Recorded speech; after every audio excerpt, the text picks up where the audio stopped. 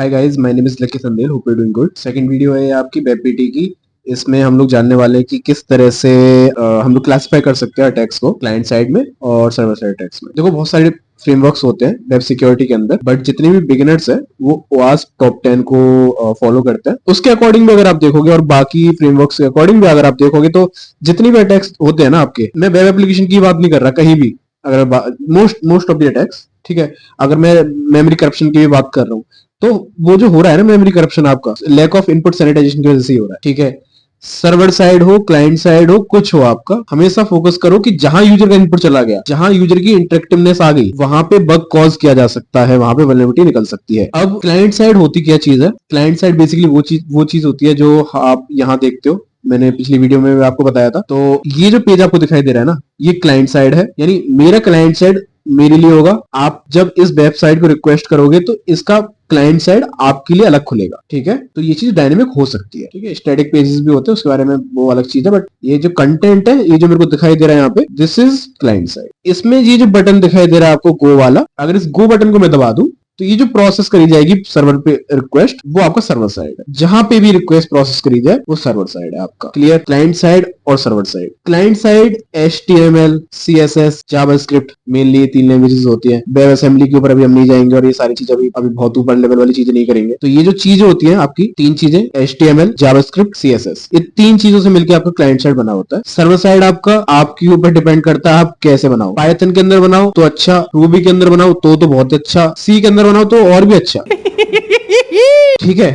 कैसे भी बना लो, कोई दिक्कत वाली बात नहीं है। But client side HTML, JavaScript, CSS mainly, और सर्वर साइड आपका कोई एक ऐसी लैंग्वेज जो कि एक रिक्वेस्ट को, आपकी रिक्वेस्ट को प्रोसेस कर सकती है। PHP हो सकती है, पाइथन भी हो सकती है, और कोई भी हो सकती है, ठीक है। क्लाइंट साइड जो है आपका, यहाँ पे आपको जितने भी आपको लिंक्स या फिर जो भी बटन या फिर जो भी आपको दिखाई दे रहा है, अगर आप इस पे क्लिक करते हो तो भाई आपकी साइड से कोई रिक्वेस्ट जाती है ना सर्वर को, करेक्ट। बट आप यहाँ क्लिक कर रहे हो और आपको यहाँ कोई चीज प्रेजेंट हो रही है, तो यहाँ ये जो चीज प्रेजेंट हो रही है ना, इसको मॉडिफाई करना, जैसे होम की जगह ईविल लिख दो, ऐसा कुछ, ये चीज मॉडिफाई करना, ये क्लाइंट साइड अटैक्स के अंदर आता है। अब सिर्फ मॉडिफाई करना ही नहीं होता, क्योंकि देखो, जब भी आपको, अगर आप बगाउंटी की बात करो, अगर आप वो वाला बगाउंटी वाला अप्रोच अगर आप फॉलो कर रहे हो तो भाई चेंजेस करने से पैसा नहीं मिलता, लोगों को मालूम होगा यहाँ पे, ठीक है। सिक्योरिटी इंपैक्ट क्या है? तो वो सिक्योरिटी इंपैक्ट ऐसा हो सकता है कि क्लाइंट साइड पे जो चीज स्टोर्ड है, अब क्लाइंट साइड पे कौन सी चीज स्टोर्ड है, पिछली वीडियो में मैंने आपको बताया था, जैसे कुकीज। तो कुकीज जो विक्टिम होगा अपना, वो जो अटैकर होगा उसको दे देगा,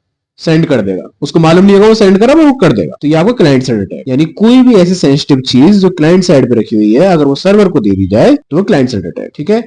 आपका बहुत फेमस एक अटैक है, एक्सेस करके अटैक बोलते हैं। उसके अंदर आप ऐसी चीजें कर सकते हो, फैच फंक्शन है, XML HTTP रिक्वेस्ट, ऐसा कुछ करके एक फंक्शन है, उसकी मदद से, ठीक है। बेसिकली HTTP रिक्वेस्ट क्रिएट कर सकते हो आप और अपने अटैकर को, और वो कुकीज और जो भी डेटा है क्लाइंट साइड का, वो रिसीव कर सकते हो।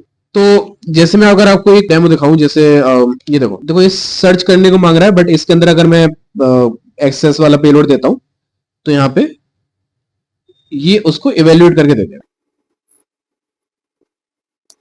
ठीक है। तो ये चीज आई थी जस्ट अभी, मैंने कुछ मॉडिफाई करा, कुछ अलग सी चीज आई यहाँ पे, ये क्लाइंट साइड है आपका। इसको हम समझेंगे आगे के अटैक्स, जब हम एक पूरे एक अटैक पे फोकस करेंगे पूरे पे, तो हम इसको बहुत अच्छे से समझेंगे, ठीक है। बट जब बात आती है ना आपके इस चीज की कि थोड़ा ओवरव्यू देने की, तो उतने के लिए इतना बहुत है, ठीक है। अच्छा, अब जब मैं सर्वर साइड की बात करूं तो सबसे देखो फेमस अटैक कौन सा है क्लाइंट साइड के अंदर? जैसे आपका ये एक्सेस अटैक है, ऐसे ही सर्वर साइड के अंदर SQL इंजेक्शन है। अब SQL इंजेक्शन के अंदर अगर मैं आपको एक एग्जांपल दूं, तो देखो आपकी साइड से ना, कभी कभार आपने देखा होगा यहाँ पे इस तरह से रिक्वेस्ट जाती है कि जैसे टेस्ट इक्वल टू क्वेरी, कभी कभार यहाँ होता है ID इक्वल टू 1, कभी कभार अगर आपने देखा हो URL के अंदर ऐसा होता है।